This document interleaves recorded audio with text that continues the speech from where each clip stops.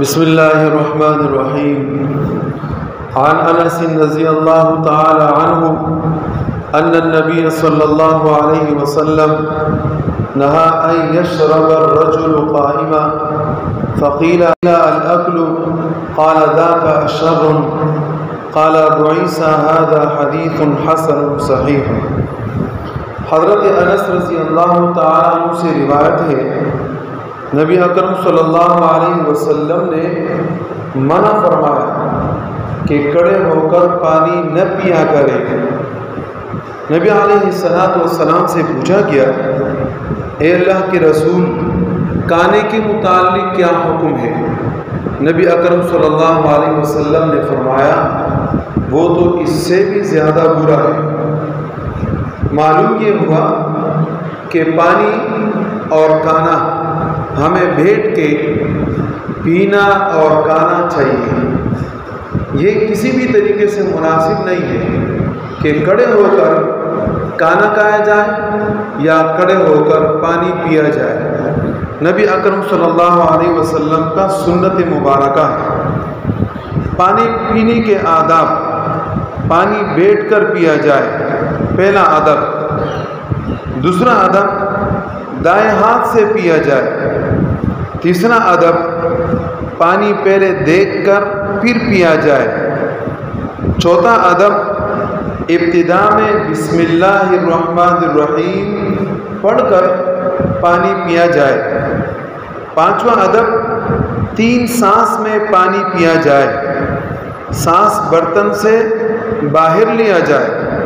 ہر سانس کے ساتھ الحمدللہ کہا جائے۔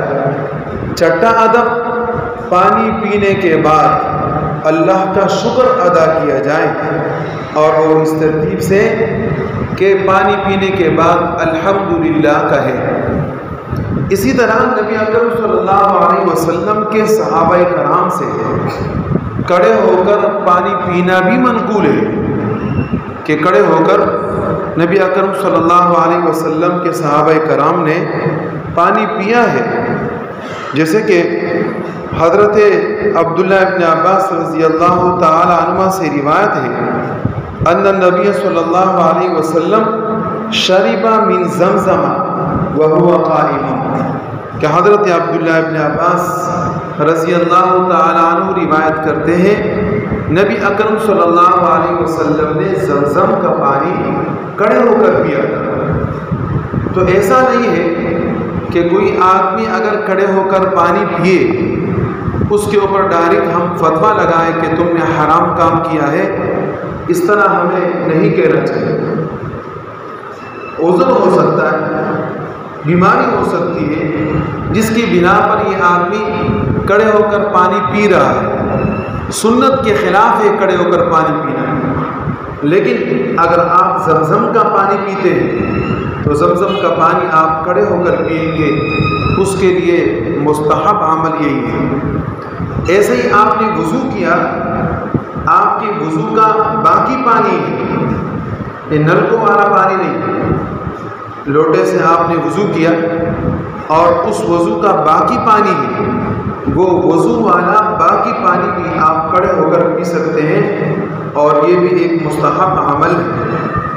لیکن بہتر یہ ہے کہ انسان پانی بیٹھ کر بھی بڑے بڑے امراض سے انسان محفوظ رہ سکتا ہے۔ جیسے کہ گھٹنوں کی بیماری ہے، یہ عام طور پر کھڑے ہو کر پانی پینے سے آتی ہے۔ ایسے ہی دل کی بیماری ہے، یہ عام طور پر کھڑے ہو کر پانی پینے سے آتی ہے۔